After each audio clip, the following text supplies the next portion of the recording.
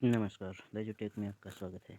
एजुटेक प्रस्तुत करता है डीएलएड पाठ्यक्रम सामाजिक अध्ययन श्रृंखला भाग 14, जिसमें हम मिस्र सभ्यता के बारे में चर्चा कर रहे हैं। उसी श्रृंखला की अगली कड़ी भाग 3। आप इस चैनल पर नए हैं, सब्सक्राइब कीजिए, लाइक और शेयर कीजिए। नमस्कार, द एजुटेक में आपका स्वागत है। एजुटेक प्रस्तुत करता है डीएलएड पाठ्यक्रम सामाजिक अध्ययन श्रृंखला का भाग 14 मिस्र की सभ्यता, जिसके इस श्रृंखला के सीरीज का भाग 3 प्रस्तुत किया जा रहा है। तब आप अगर इस चैनल पर नए हैं इसे सब्सक्राइब, शेयर और लाइक कीजिए। आगे बढ़ते हैं द एजुटेक के साथ भाग 3 में। भाग 3 के अंतर्गत हम जानेंगे नील नदी घाटी सभ्यता का इतिहास। इसमें है मिस्र सभ्यता को जानने के स्रोत, तिथिक्रम और पूरा स्थल। आइए देखते हैं कौन कौन से इसके परिचय हैं और इसके बारे में कौन से स्थल हैं, स्रोत हैं। ठीक है, तो मिस्र की सभ्यता का परिचय है। मिस्र की सभ्यता हम इसके पहले पूर्व वीडियो में चर्चा कर चुके हैं कि कब से शुरू हुई, क्या है उसकी विशेषता और उसके जो दोष हैं कौन कौन से हैं, खूबियाँ क्या है। ठीक है, तो उसके आगे ये एक संक्षिप्त रिकैप कर दे रहे हैं। तो यहाँ पर जो 550 ईसा पूर्व के आसपास बसे हुए समुदाय जो नील नदी घाटी है वहाँ पर बसे हुए आगे बढ़ने लगे थे। नील नदी ने कृषि के लिए एक विशाल विश्वसनीय, यानी विश्वसनीय का मतलब ये है कि हाँ लगातार जल रहेगा ऐसा स्रोत, जल स्रोत और उपजाऊ मिट्टी प्रदान किया था। ठीक है ना, जिससे कि वहाँ पर क्या हुआ, लगातार कृषि संभव। परिणाम स्वरूप समय के साथ साथ ये समुदाय लगभग 31 ईसा पूर्व राजा नार्मन किसी एक समुदाय में राजा बना, और उसमें जो उसका नाम था नार्मन, उसने क्या किया कि इसमें जो ऊपरी और निचली और नील नदी घाटी थी, यानी इसका जो नील नदी का विस्तार तो बहुत लंबा है, तो उसमें ऊपरी स्थान पर और निचले स्थान पर जो लोग रहते थे उन सबको मिला करके एक राज्य का निर्माण किया, और उसी से यहाँ से सभ्यता की शुरुआत मानी जाती है। इसमें प्राचीन मिस्र के राजवंशी शासन और पुराने साम्राज्य काल की शुरुआत को चिन्हित किया गया, यानी इस घटना को ही यहाँ से पुराने राजवंश की उत्पत्ति और उसका सारे कुछ शुरुआत माना जाता है।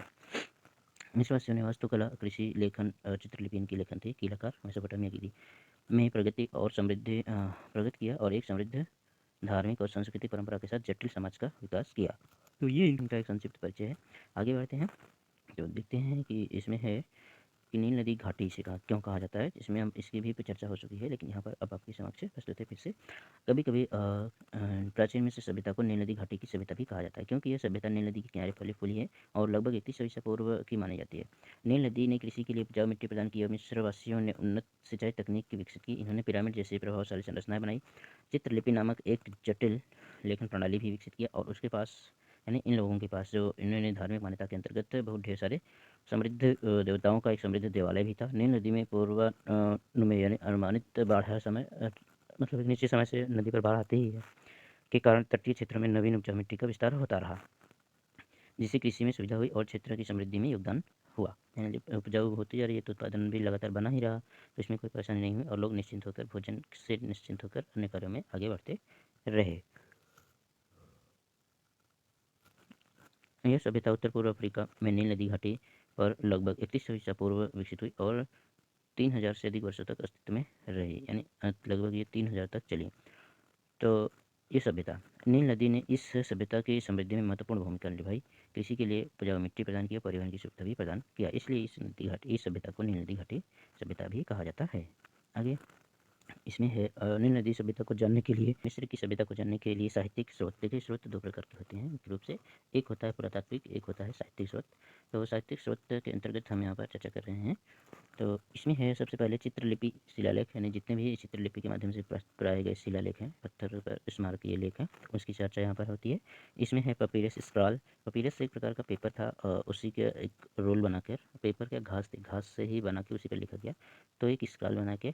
मृतकों की किताब मेष का महाकाव्य, भजन और कविता मंदिर थी, तो देवता भी थे तो उनके लिए भजन और कविताओं का भी निर्माण हुआ। तो बुद्धि साहित्य के अंतर्गत जो रहते हैं गणित और इंजीनियरिंग, विज्ञान और शाही लेख, यानी राजाओं के द्वारा जो आदेश निकाले जाते थे। पौराणिक ग्रंथ, इनमें यहाँ पर बहुत से पौराणिक ग्रंथ थे, जीवन से संबंधित यानी सामाजिक जीवन से संबंधित भी कुछ नियम भी बनाए गए थे। उससे साहित्यिक ऐतिहासिक शिलालेख, बाइबिल है, हेरोडोटस का इतिहास है, खासतौर से मिस्र का घाटी का इतिहास, अफ्रीका का इतिहास, और डायोडेरस के भी लेख हैं, और मनिथो कविता है, तो इनमें कविताओं का संग्रह भी किया। राजाओं के नियम बनाए जाते थे का जो संग्रह था उसी को कानूनी ग्रंथ भी यहाँ पर कहा गया। आगे बढ़ते हैं तो हम देखते हैं इसके पुरातात्विक साक्ष्य कौन कौन से हैं। तो पुरातात्विक साक्ष्यों में आपके सामने आता है चित्रलिपि ना, एक साक्ष्य है। फिर पिरामिड है, मंदिर है, मम्मी है। उसके बाद है पेपिरस स्क्रॉल, यहाँ पर वही सेम है, साहित्य है भी और पेपिरस स्क्रॉल चूँकि बनाया गया तो वो एक स्रोत है, चाहे उसमें लिपि स्पष्ट हो या ना हो या नहीं लिखी गई हो, अगर स्क्रॉल है तो इसका मतलब ये इस तरह की चीज़ें थी। ओबेलिस्क एक मंदिर है, ठीक है।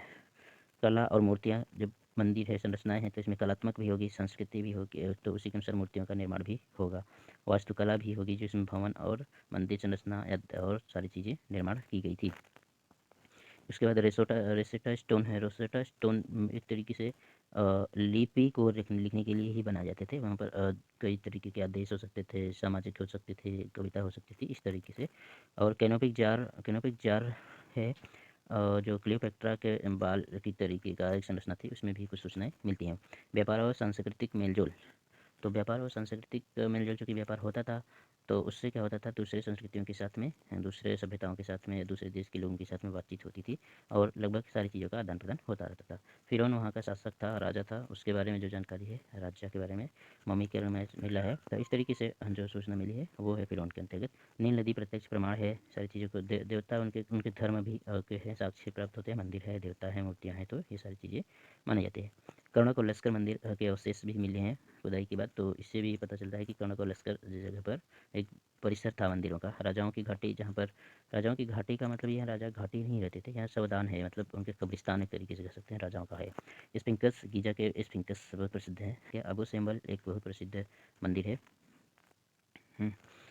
उसके बाद है थेब्स, एक स्थल है, पुरातात्विक स्थल है, तो वहाँ पर ये भी मंदिर है। और अरमना भी इसी तरीके का एक मंदिर है। सक्कारा नेक्रोपोलिस, यानी टूटा हुआ खंडहर है सक्कारा में, तो उसका भी यहाँ पर साक्ष्य मिलता है। तो इस तरीके से इसके पास साक्ष्य भी होते हैं जिसमें पुरातात्विक खनन के बाद ही हमें प्राप्त हुए हैं, तो इसलिए इन्हें उसी क्रम में रखा गया है, जैसे इनको, जैसे हम साहित्यिक स्रोत में भी देखते हैं कि। तो फिर इसमें है इस सभ्यता से जुड़े हुए प्रमुख स्थल, तो जो जहाँ खुदाई हुई है उसी से संबंधित स्थल हैं, है ना, जहाँ पर जो साक्ष्य मिले हैं।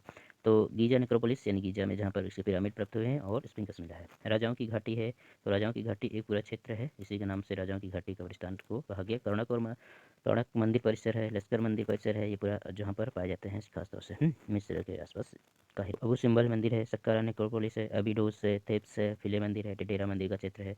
और हस्तेपसट तानिस, ये है पुरातात्विक स्थल क्षेत्र है। तो ये सारे इनके प्रमुख स्थल क्षेत्र हैं।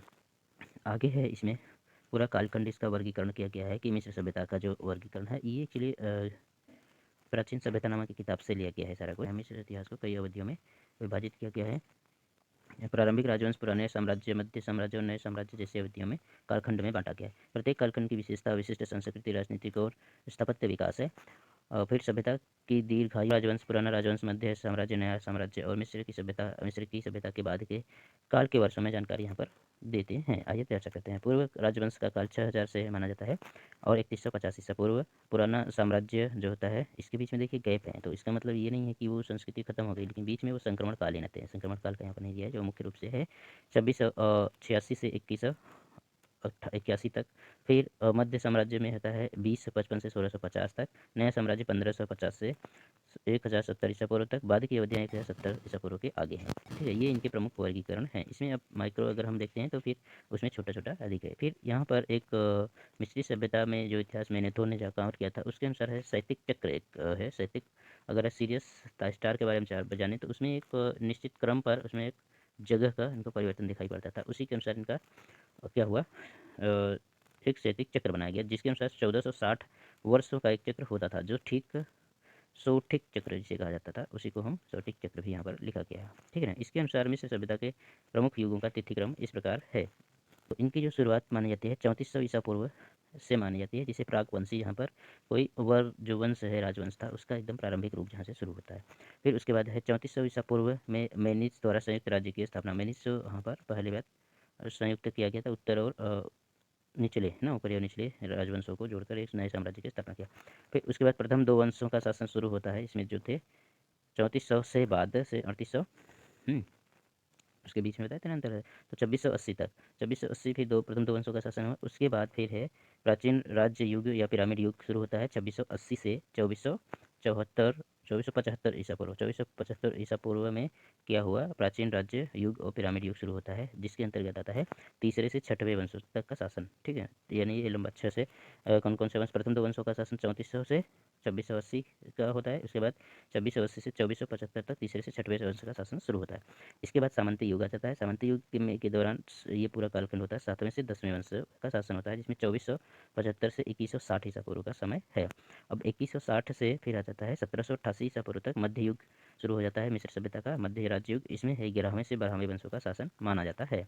इसके पश्चात फिर आगे बढ़ते हैं तो सामंतों के संघर्ष और हिक्सोस आधिपत्य का युग, यानी हिक्सोस एक राज्य है, उसमें पूरा संघर्ष हुआ। उसमें स्थापित जो राज्यवंश होता है उसकी बात करिए तो 1788 से 1580 ईसा पूर्व तक ये पूरा एक कालखंड था, जिसमें है 13वें से 17वें शासन तक का पूरा राजवंश होता है।